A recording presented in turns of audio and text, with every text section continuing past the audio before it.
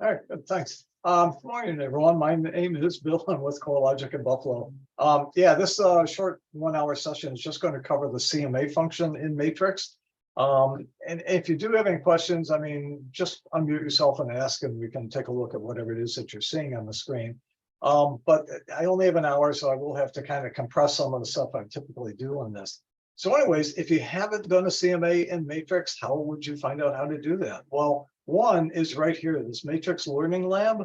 By clicking on this, this will allow you to open up a series of videos that will cover all the topics in Matrix.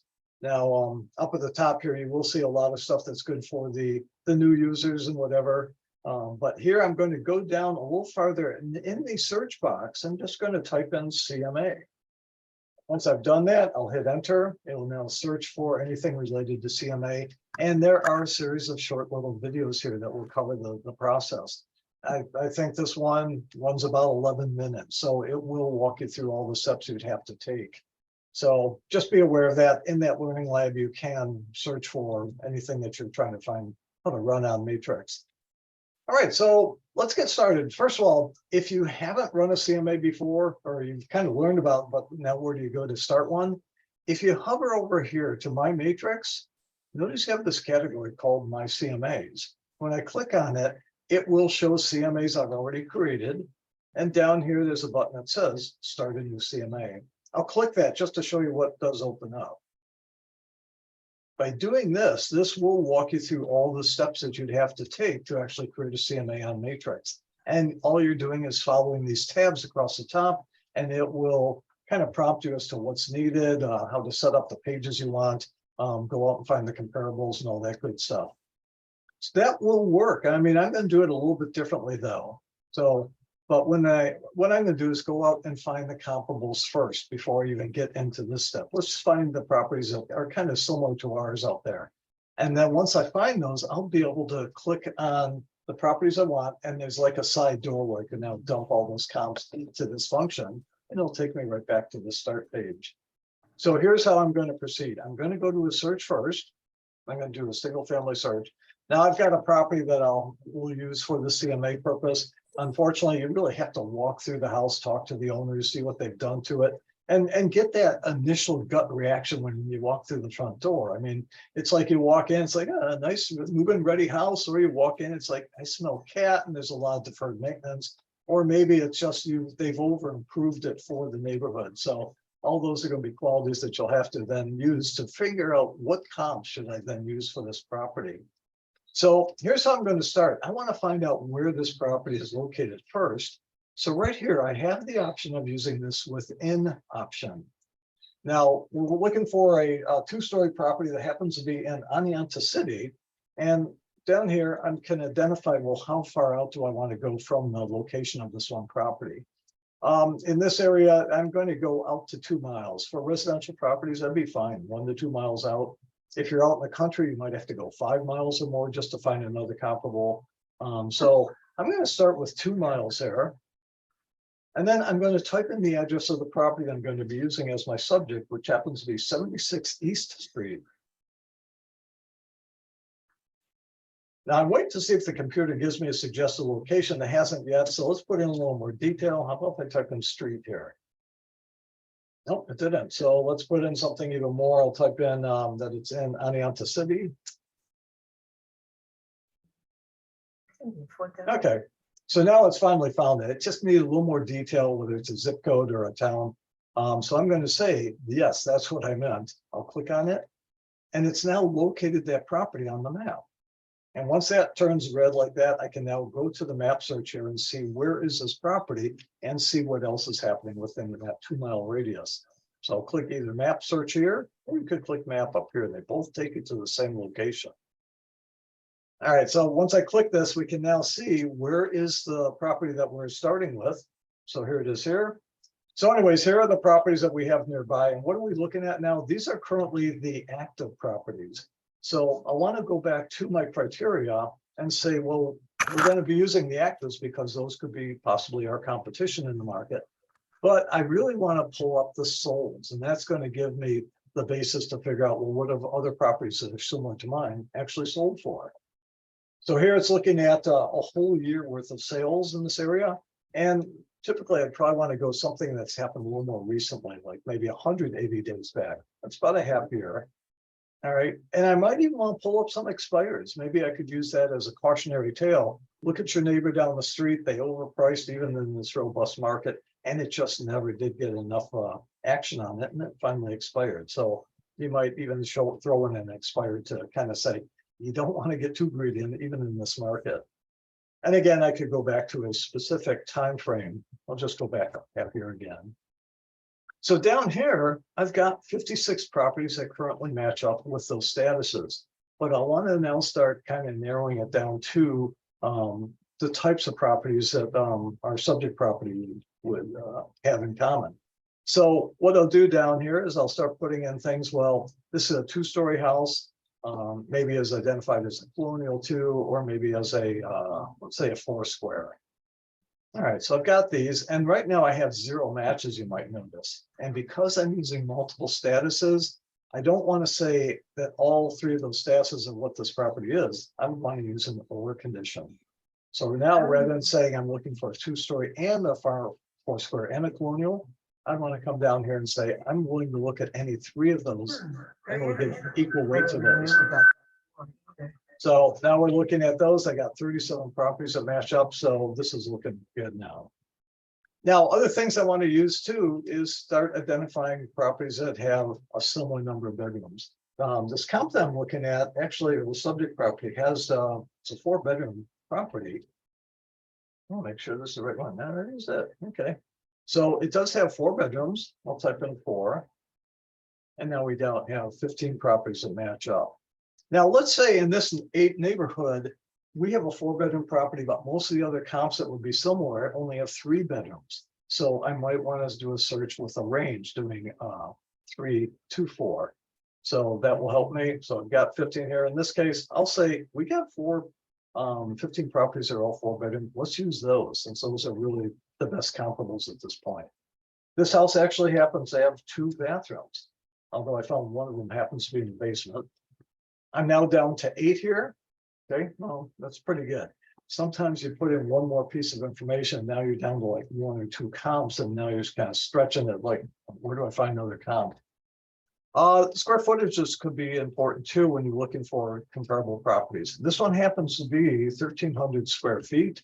So I'll probably want to put in a range looking a little bit smaller, a little bit larger.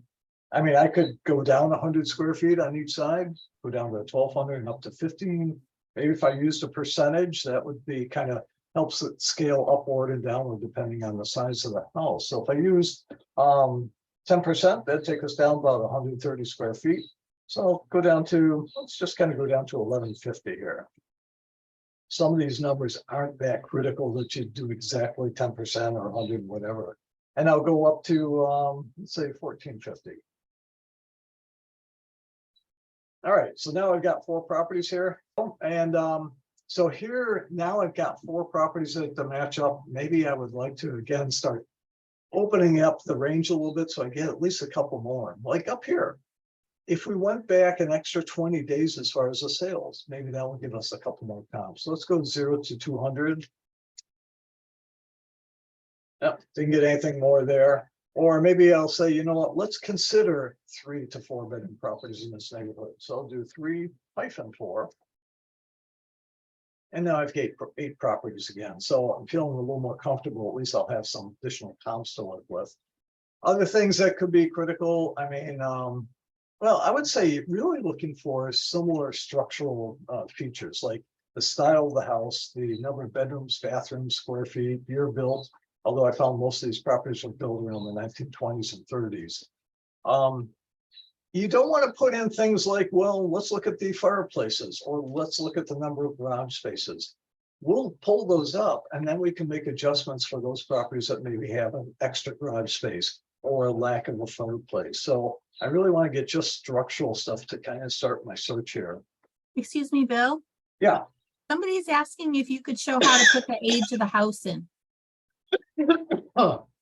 Certainly. So down here for year built, this one was built in 1914. So maybe I want to go all the way from 1890 up to 1925 or something. So I could do 1890, put in a hyphen here, whoops. And then I'll do a hyphen, I'll go up to say 1925. And I have 6 properties now. So again, once we get to the age where it's like 50 years or older, it's not as critical. If you're dealing with a newer neighborhood that were all built in the 21st century, then I'd probably want to keep a tighter range here. Let's go up to 1930 and see what we get. But you do see that you can kind of play around with some of these number ranges to get a couple more comps falling in. So I'm going to delete this back out again. All right, so I'm up to the 8. Now I want to take a look and see what we've got. So one thing I could do would be to go to the map, take a look at where they're located. Okay, so here we are here. Now, if ever you needed to even extend the range of where you're looking, you could grab the outside edge of the circle and then hold down your mouse button. And I could extend it a little bit more. So now I'm out about 2¼ miles out. And that didn't really pull in anything additional, so I'll stick with what I had. As long as I'm looking at the map too, some things that could have an effect on what the prices were that they got for the solds, or maybe our house is in an area that, one thing, look at school districts. I don't know if that's real critical under your area, but if we've got properties coming in from another school district, that could have an effect on what they sold for. Maybe the school quality is better or worse in one area or another. So I could visualize that right up here by going to this layers choice. I'll click on this and I'll say, let's look at the unified school district that we're in. And what it'll do is it'll now identify the borders of these districts. And I can see all of these are well within the Oneonta City School District. So, but if we had maybe one of those green lines cutting right through here, I may have then lost a couple of properties because maybe the taxes are higher in one district versus another, something like that. But in this case, we're all well within that district. Another thing we may want to look at, I can see some little creeks running through this area. So I may want to consider, were any of these properties in a flood zone, and did that affect what they sold for? Or is our property in the flood zone? And that may have an impact on them. So again, with the layers, I could click up here and I'll say, let's look at the flood zones. Now, notice I can't click on it. It's in red, and that's telling me I have to get a little bit closer to the map before I can see that level of detail. So I get a little bit closer. Go back to my layers. Good. Still gotta get closer. Now I've got my screen set a little higher too, just so you can all see a little more detail. So I'll click on the layers now. Now I can click on flood zones. And we can see the FEMA maps identifying, was there any flooding that we'd have to be aware of for our property or the comparables? It looks like we're all well outside of that any kind of flooding area. Now, like this, was that Susquehanna River? The darker blue, that's the primary riverbed there. And this other blue or the purple that we see outside of that, that indicates to what extent it can typically flood. And that's called the 100-year floodway right down here. Now, the lighter purple that you see, that's indicating the 100-year floodplain and how much further it could extend if it really is a bad flooding. But it's not affecting any of our properties. It's not affecting our subject property, which is right here. So that's good to know. All right, so just wanted to point out some of these layers that are kind of interesting to give some feedback about where the properties are and what might be impacting their prices that they get. All right, so we've got that. I'll go on to the results now. Take a look at it. Oh, by the way, if we did have a couple of properties that were outside of the Oneonta School District, how could we have eliminated those? I mean, we could see them, but how do you actually get rid of them? I would go back to my criteria again. Excuse me. And I'd come down to school district and I'll say, well, I'm looking for the Oneonta school. All right, so by clicking this, this would ensure I'm just getting properties that were identified within that school district. And we still have our 8 up here. Now, I'm going to go on to the results, and we've seen where they're located on the map. Now, go to results. Take a look at this. So here are the properties we have. And notice I have a couple properties. Well, I've got one active out there. That could possibly be our competition. although you definitely want to look at it and figure out, has it been priced fairly? Maybe it's priced way over market and it's like they're looking at it and think, oh, I can get that much. Well, not necessarily. I could sort these out just by clicking on the label ST for status, and they'll put that one active up at the top here. Or maybe I want to organize the streets by alphabet so I can figure out, do we have any other properties that happen to be on our East Street? So I'll click here.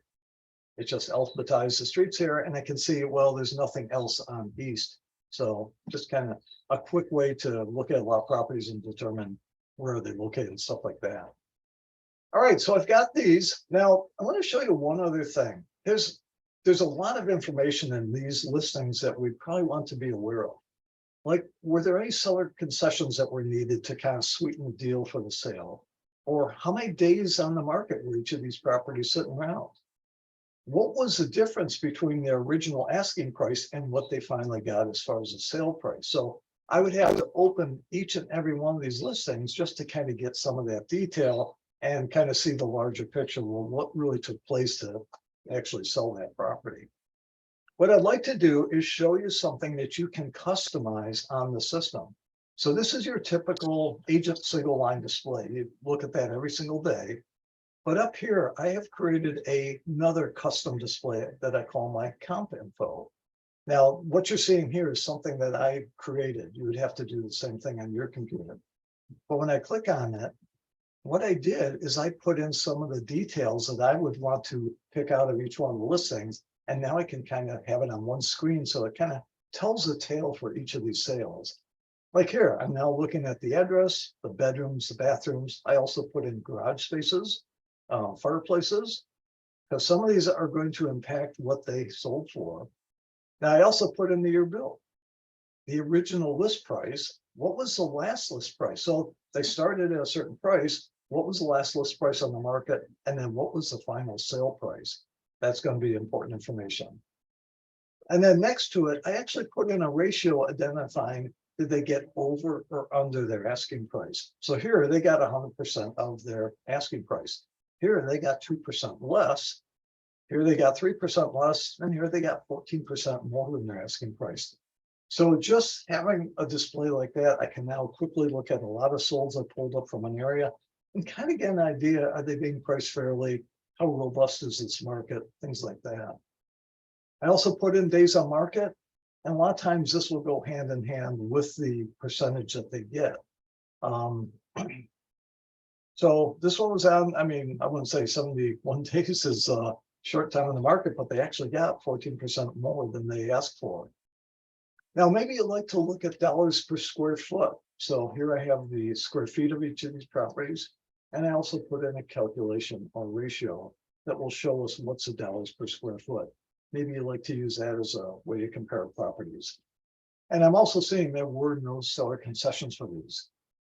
So I want to take just a moment and I want to show you, how did I actually create this custom display? I'll show you a couple of the elements that I brought in. So hopefully you'll remember that and you could kind of duplicate that on your own. So what did I do? I started with the agent single line display here. Click on that. And to put a column into this display, well, first of all, remember I clicked on the address, and when I did that, it alphabetized it. Now I'll click a second time and it just flips the order from ascending to descending. So that little finger there will sort whatever column I happen to be clicking on there. But notice as I slide off of that label, I get this four-headed cursor popping out. If I left click that, it now allows me to come down and remove the column. Well, address I wouldn't want to get rid of, or I could insert a brand new column. So I'll click this, and it allows me to now look for any residential column they may want to put on this display here. I'm going to come down to search here, and I'll say I'm going to type in the days on market. Now, you could have scrolled down to the D's in that alphabetical list, or I know what happens to be DOM. I'll type in, I want DOM. I do have to reach up and highlight it, the one that was selected, and I'll come down and apply it. Now, pretty quickly, I can now see the days on market that each of these properties were on the market there. So information that will just kind of give me an idea of how easy was it to sell this property.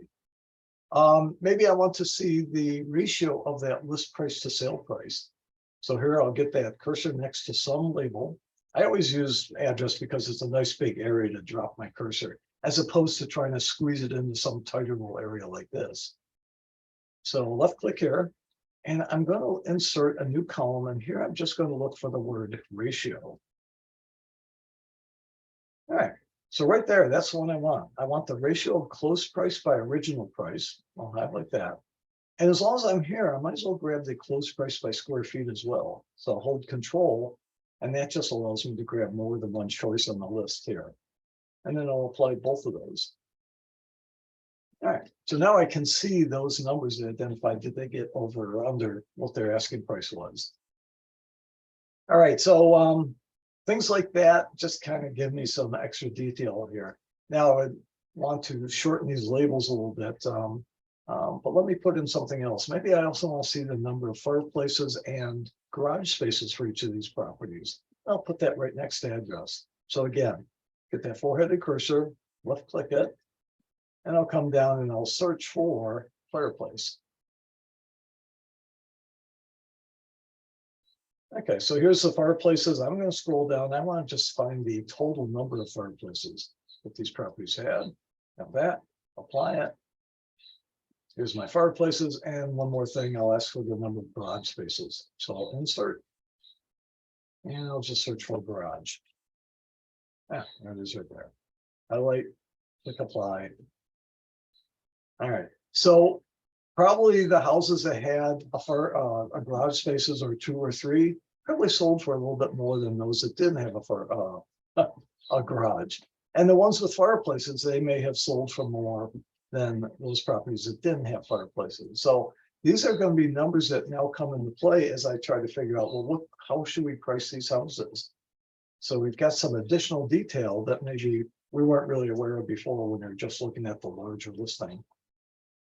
All right, so we've got these, and again, you can move these things around. Maybe I want the fireplaces to be on the other side of garage spaces.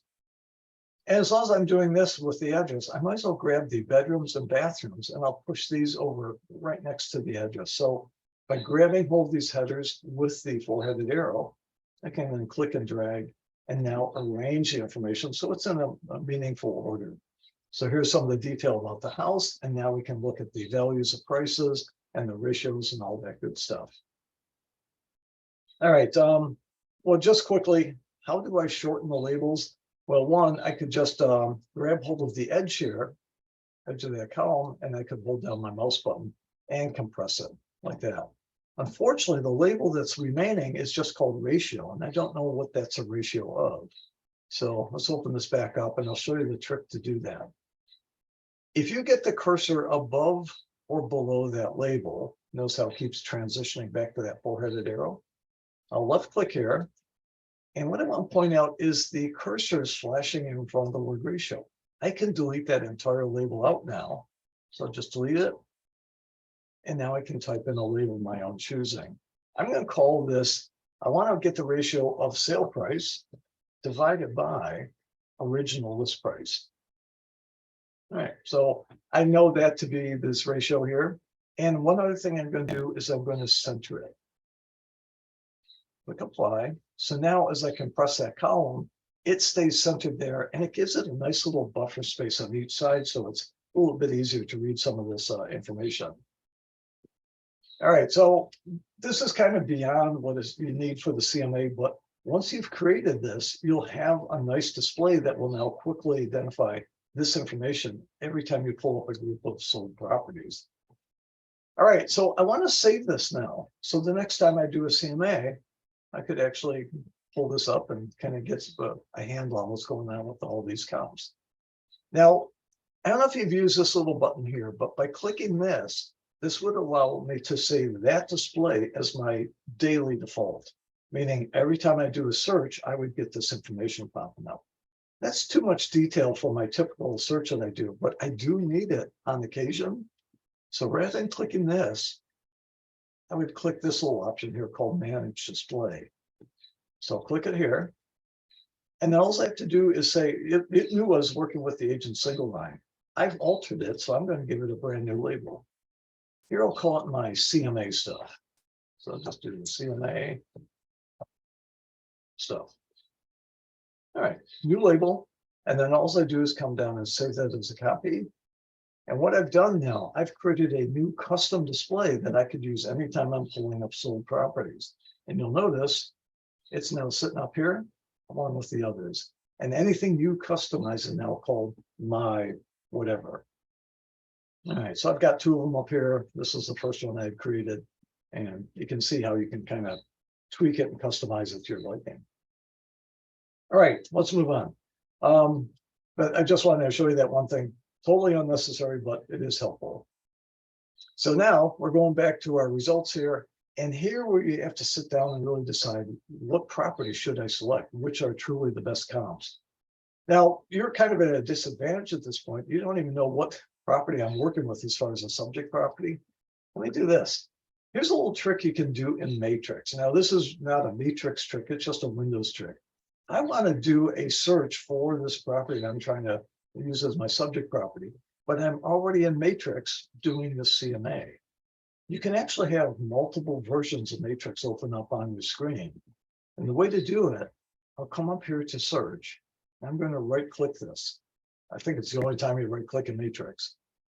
And right here, it's allowing me to open another Matrix in a new tab. So I'll left click that.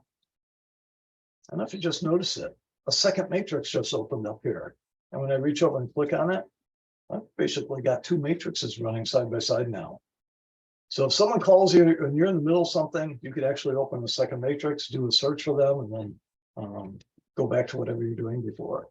So in this case, I'm going to search by the property I'm working with, which is 76 East Street. All right, search for that.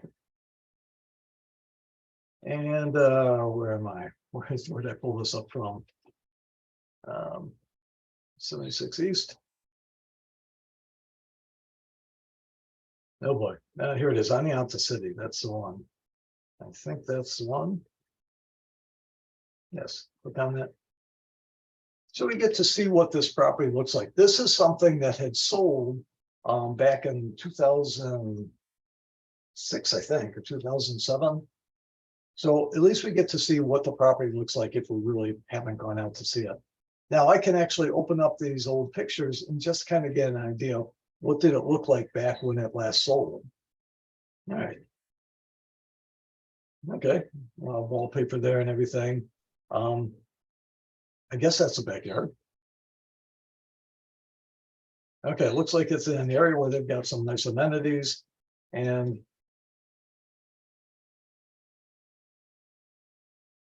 okay, then. So we're really not seeing a lot of detail about the house. Okay, here we go. It's got a fireplace. So you get to see what this house looked like when it finally sold. And that's important to know as you're looking at your comps. But at this point, this is the only thing we have to go on with the property that we're trying to list. But let's say in the meantime, the owners, once they took it over, they got rid of all that crazy forest wallpaper and things like that. They've kind of fixed up the kitchen. They've made it look really nice. Nothing over the top, but they did do some nice cabinetry. Maybe they had them painted, put in maybe hard stone countertops and things like that.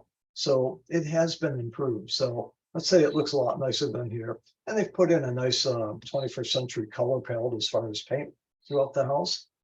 So it's nice, ready, move-in ready. Yeah, sometimes these tiles are not the easiest things to clean here. All right, and they've got rid of all the borders and all that, chair rail. The floors are in good shape.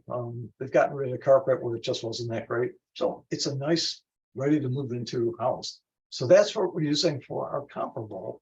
And as we look at each of the, or that's what we're using for our subject. And as we look for the comps, we're looking for others that are similar in nature to that.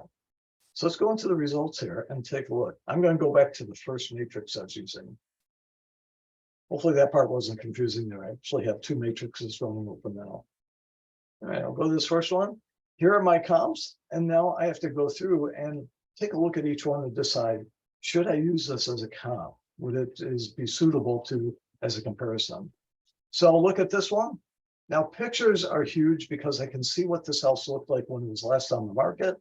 And this is what it looked like when someone actually made an offer and purchased the house.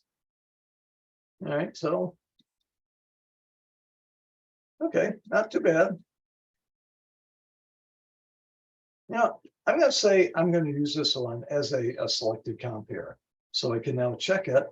And the computer remembers that I've chosen that one to be one of the comparables that I'll use. Other things too that you could take a look at. Take a look at the remarks section. See what they've done to it to improve it. Was there a recent tear off? Have they updated the furnace and hot water tanks and all that good stuff? So that will kind of give an idea of how much improvement was put in right before it was sold. Even taking a look at the history too. How hard was it for them to sell it? Had it been on the market multiple times within a 1 or 2 year period where it just kept expiring? In this case, it looked like the last time it was on was 2011, and then it just sold again in 2023. All right. You can also see how different agents will take a picture that maybe gives a better angle for the property itself. All right, so I'll close this one. I like that one. Let's go on to the next. All right, so here's another comparable. Take a look at it. Oh, nice updated kitchen. It almost kind of looks like a flip right away. Updated flooring, some hung ceiling, fluorescent lighting in the living room. Okay. Okay, this is kind of outside of the class of property that we're looking for. Maybe it looks a little too squeaky clean or something. Maybe we're not going to use this one. So I'll skip over it. I'll go on to the next. Take a look at this one. Okay. Looks nice. Got some nice charm to it and everything. Kitchen's been updated. Nice. Let's say we like this one. This could be a good contender too. So I'll check in. Now here I've got 2 of them selected. You're going to have to decide how many comps you like to have. I would say 2, 3, 4 comps to just identify.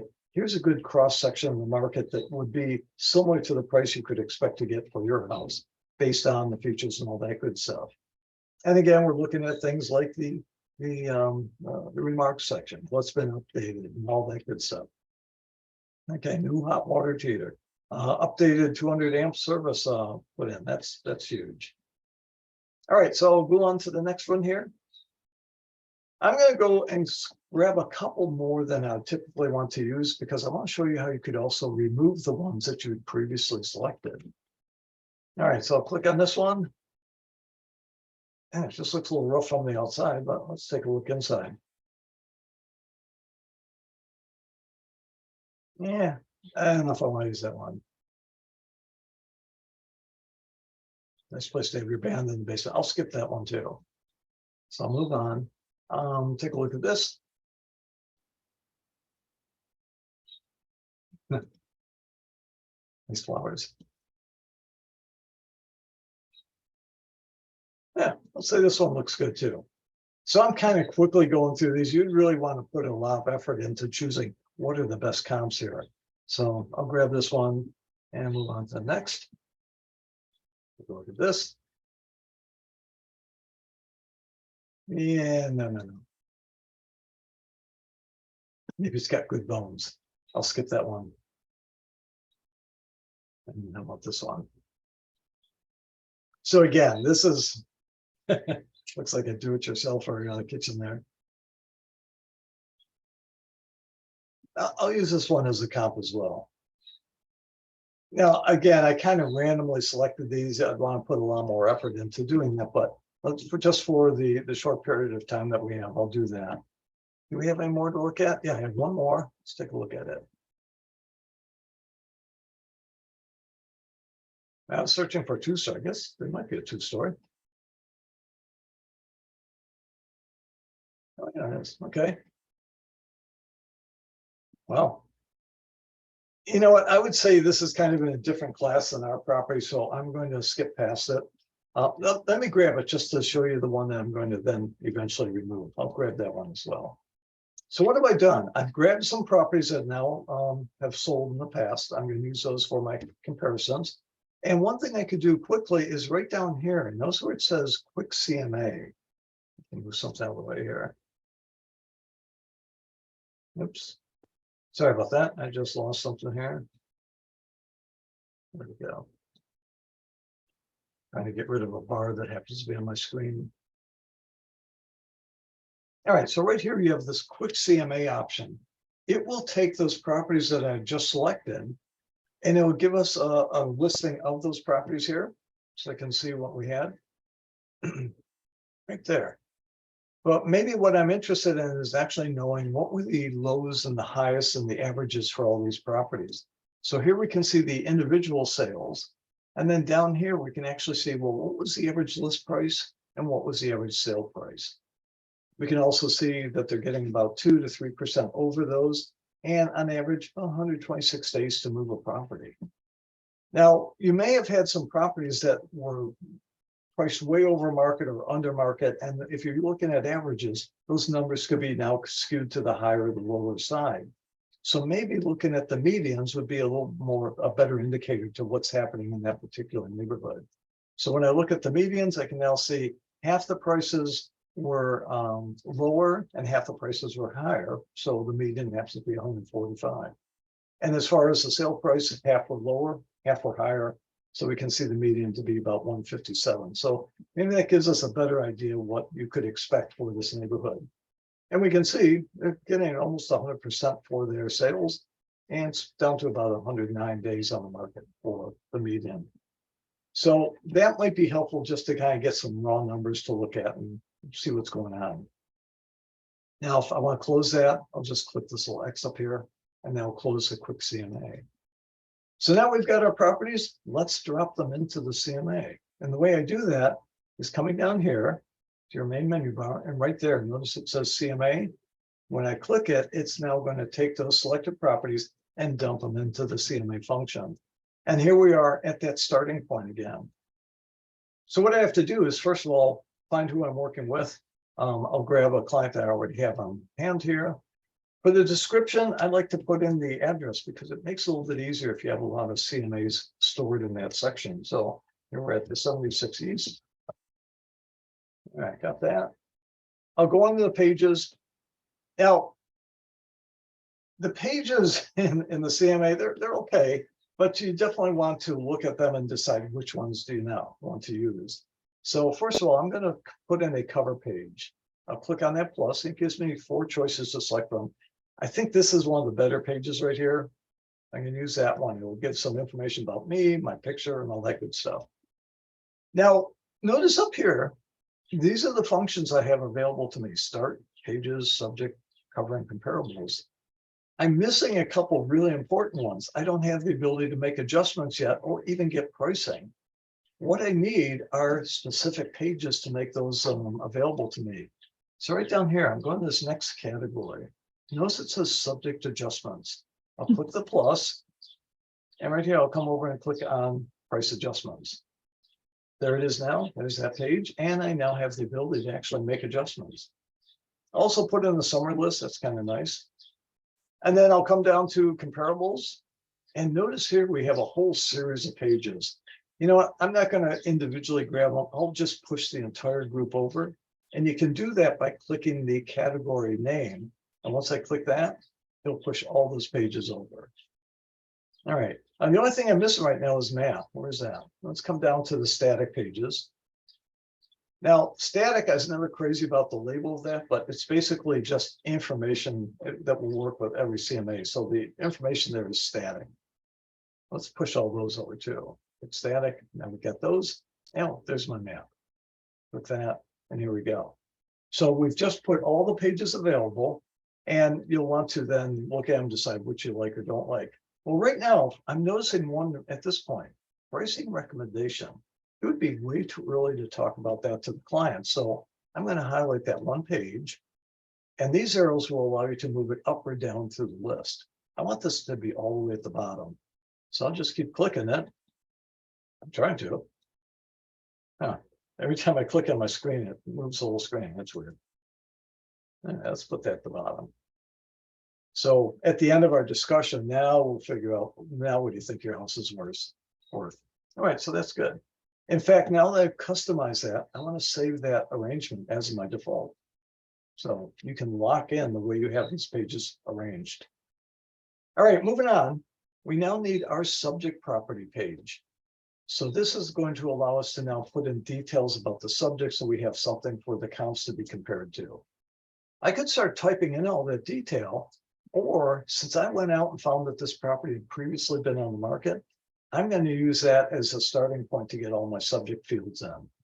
All I have to do here is type in the ML number of that old listing I found, if you could find one. That happened to be OD 63100. And once I click this fill button, it'll now take that old listing and it'll start filling a lot of these subject property details. And in most cases, this stuff has not changed since it sold back in 2007 or whenever. But you want to double check it, make sure it is still current. Yeah, we're still 4 bedrooms, we're still 1 full bath. Okay, square foot hasn't changed. Now there may have been some things that were put to the exterior, maybe they now have a pool or something like that, so you could fill it in. Oh, we have a fireplace. Okay, got a fireplace there. We have 1 garage space and got some good detail there. Now there's other things you might want to compare to. Let's say we've put in air conditioning in this house since it was last purchased. I may want to have that as something that will show up as a comparison feature, and it will now show me all the other comps that also have air conditioning. So here I can put in custom fields that I'm always looking at. So I'll click this little arrow. And I'm going to go up here, and it allows me to now look at all of the possible residential listing fields. And I just want to pull up the HVAC feature. Okay, this will be the air conditioning and the heat pumps and all that good stuff. I want that available, so I'll click it. I'll click OK. And now here it is here. So it's going to show me what we have, at least what this house had back when it was last listed. And let's say in the meantime, it has been added in. So I can now type it in. I'll just say Central and C. And what it'll also do is it'll look at each of the comps and tell us, do they have AC for comparison? Now, one other thing, let's say maybe a lot of the residents are putting in these Generac backup systems now. Let's use that as a feature to compare it with. I'll click on the drop down, open up the list, and let's say we're looking at emergency backup. All right, so I've got that, select it, click OK. Now, in this case, we do not have it. We didn't have it back then. We still don't, but it will look to see if the comps do have those Generac type systems. Now, since I set this up, I would probably want to use this for every CMA I do in the future. I could now come down here and say, let's save these custom fields so I don't have to add them in each time. All right, so here we go. Let's say this is a picture that's taken back in 2007 when this property last sold. I might keep it there just to show them what their house did look like. Here are the remarks and everything. Oh, I gotta pick it up. I'm running out of time here. All right, and then we'll go on to the cover page. Now, this is information about the house here. I'd probably put in a newer picture here. Here's the agent's information. There's the client. And then the comparables. Click on this. Here are the comps I had previously selected. Oh, I did have one active in there too.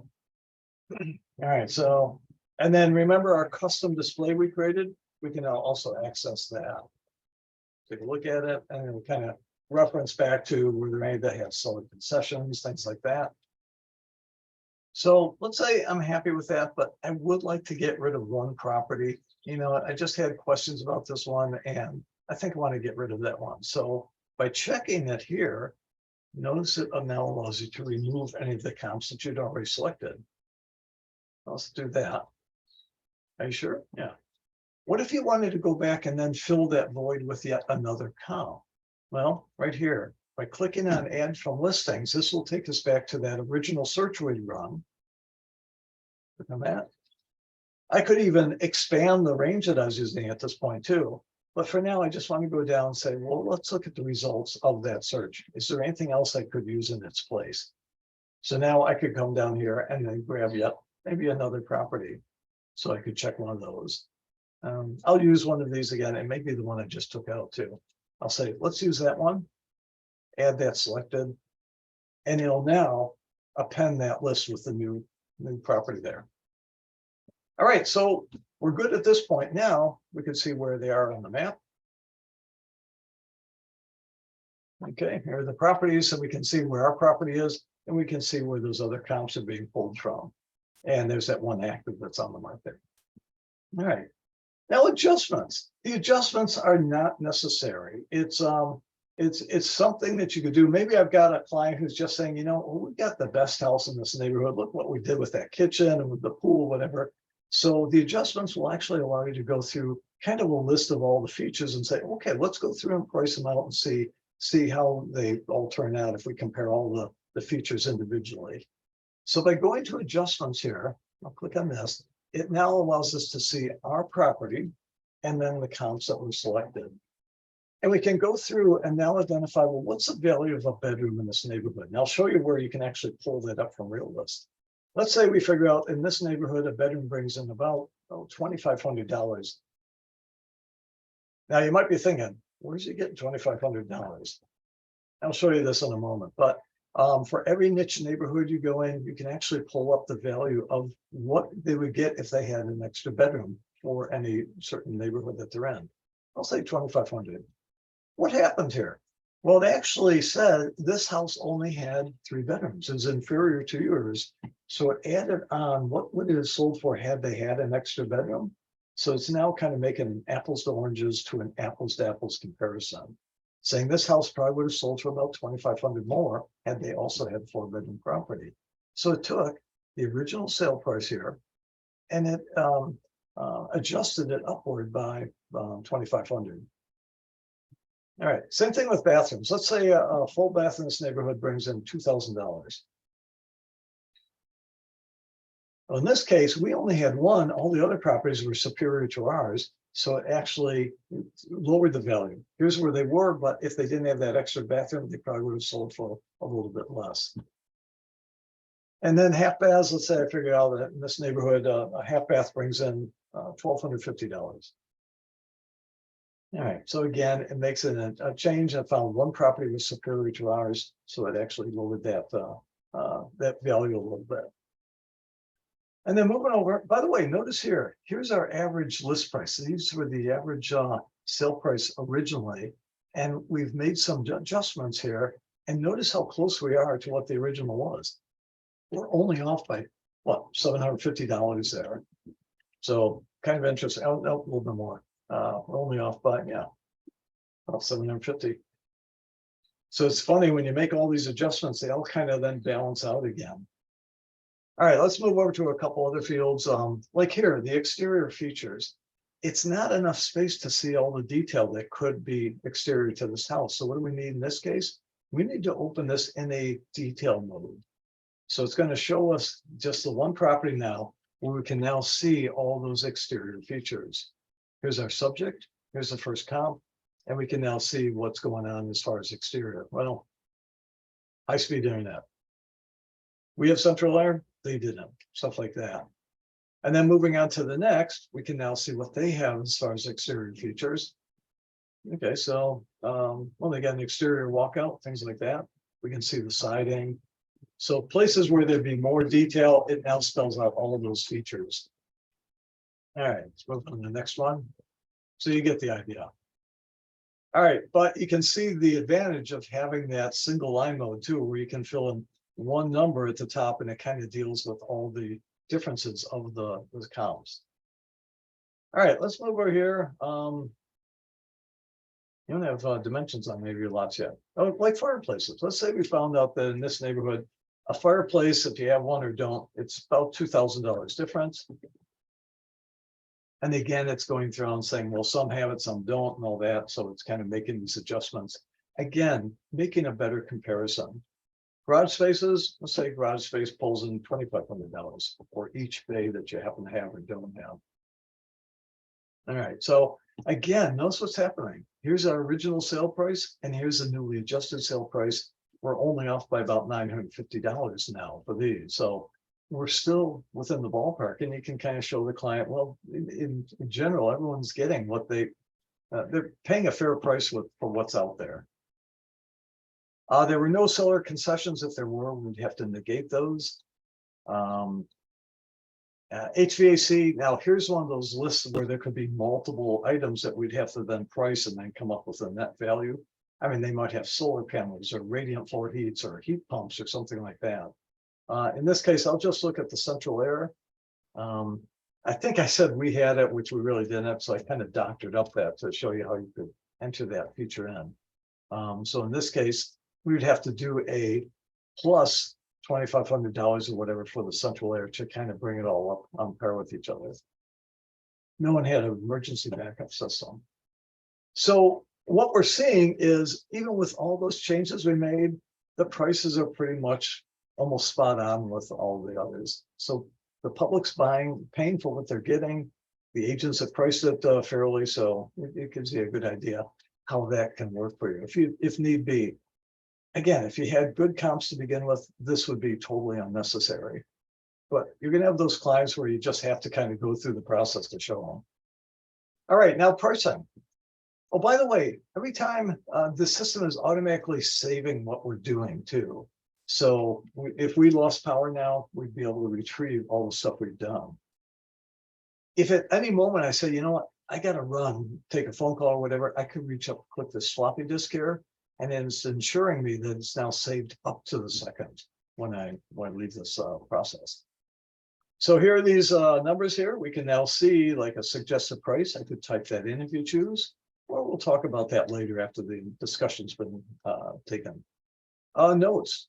Maybe say you've got a great house, but if you could take down that wallpaper in the kitchen, it's just scaring the people walking through or something like that. So give them some suggestions about maybe what they could do with their house to really get the price that they're hoping. All right, so we're done with that. What I'm going to do is now go to finish. And I want to look at this finish CMA. So here are all the pages we currently have. You're going to want to go through that and decide which ones you really don't like that are harder to explain to the public maybe. So I want to view the CMA. And by clicking that button there, it's now going to give us a printout on the screen of what the CMA looks like. So right now it's just generating a PDF document.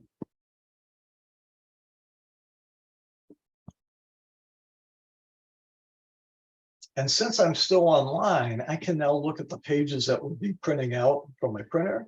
And before I even print out, I can now go back to the live matrix system and say which ones I no longer want. So I could remove those pages as I'm just kind of dealing with it on the computer here. Any questions while we're waiting for this to kind of generate?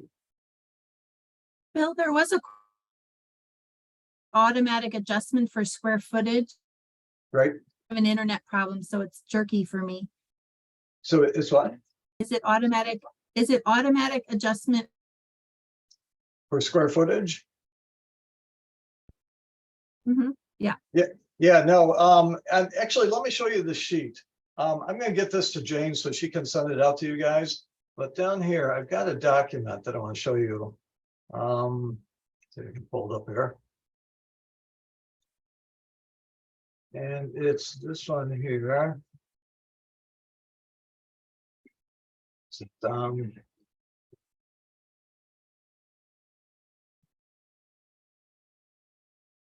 Nope, that's not the one. One moment.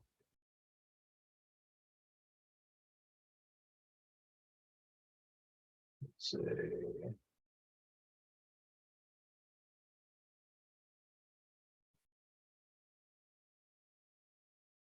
All right, so here's an example of what I was using to come up with some of these values here. Now, this was given to me by a realtor up in Syracuse back in 2007, but we don't know what neighborhood this came from. Now, typically, as you go from one neighborhood to the next, like the starter neighborhood, the middle management, and then into the McMansions, your values would change for each one of those niche markets that you have. So this is just one little market and what the values may be in that. So we can now figure out, well, what's the value of a bedroom in this particular neighborhood? What's the value of a bathroom or a half bath or a fireplace, things like that. So this is where I'm kind of coming up with some of these numbers. And I'll show you how you can actually figure out what the actual numbers are from the real list system. We actually track the bedrooms, bathrooms, and half baths. But it's just kind of a suggested list of numbers, so it might be helpful to kind of think about it in that regard when you have to compare like those houses that have an extra bedroom or a fireplace or no fireplace. All right, let's go back to our regular screen here. And let's see, where's my share? Where's my report now?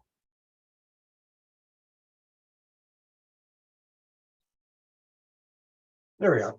So here's the first page of the report. This is that cover page that I chose to use. Let's say I'm happy with that. That's fine. And then we get down to this CMA price adjustment. So now we're looking at their property and we're looking at the comps, and we can now show them, well, here's the adjustments I made for the lack of a bedroom or an extra bathroom or whatever the case is. So they can kind of see how I'm dealing with those differences and what the net value is at the bottom here. So that might be a nice sheet just to kind of show you went through some work just to figure out for comparison purposes. All right, so that's not bad. Then you get down to something like this, and it's showing us just the high, low, average, and median. Some of those numbers might be helpful. Now, this page, by the way, is talking about the list prices. So just be careful that, let them know that these are list prices we're looking at and not the sale prices, if you choose to use that page at all. All right, graphs. I love graphs. They can tell you a lot of detail on a glance, but this one is just not very good. Now I don't even know, was that 90 days? Is that whatever it is? So I don't have enough detail. Plus, I don't even have a reference as to what property it is. I would say get rid of this page. Something like this, get rid of that page. Is it something we can really get some information right away by looking at it? Probably not. Oh, why do I need a graph when I have a page right here that quickly shows me the days on market? I mean, that's so much simpler to look at. So how would you have gotten rid of those graphs that we looked at? Well, we're still online here. I could go back to the original matrix program still running. I'll come down to my pages here, and I want to get rid of that minimums and maximums. Get rid of that, highlight it, and then click X, and it removes it from that arrangement. I want to get rid of the days on market chart. Here's a faster way to get rid of it. Find what you don't want and double click it. And just one over to the other side. List price, sale price chart, didn't like that one either. So you want to narrow this down to a better group of pages that you can now easily explain to your clients, and something that they'll hopefully understand too. All right, I'll go back to the report that's still up and running, and then go on these other pages. I would say get rid of this page here, this thing. It's called the Pro Report, and basically it's just showing us the remarks section from all those listings. And then down here, it puts in some more graphs. It's like, what are these really telling us? And I get rid of this one. So the Pro Report has like maybe 4 or 5 elements all bundled into one packet, and I can't really separate them at this point. So I would go back to Matrix and I'd say, you know what, that one's kind of wonky too. I'd get rid of this one. You may like it, but maybe not. So here's how you can get rid of it if you choose. All right, now notice it really didn't remove from here, but electronically on the matrix system it did. This is just a static document I'm looking at. All right, so get rid of those. Get rid of this. By the way, this is the first page in that Pro Report. So you'll see you can actually get some of these pages a la carte if you choose to use them. But it's just taking up a lot of valuable space. And then you get down into something like this. That's also printing out the pictures. This 36 photo report page, it's just using a lot of ink and a lot of extra paper. You'll probably have your tablet or laptop with you. So I would get rid of those. But take a look at the pages, decide if it's something that you could then explain to your client. Some of these graphs I think are excellent. I mean, when you put the house in the market, there's a short period of time where you really get the enthusiasm about it, and then that dies off quickly.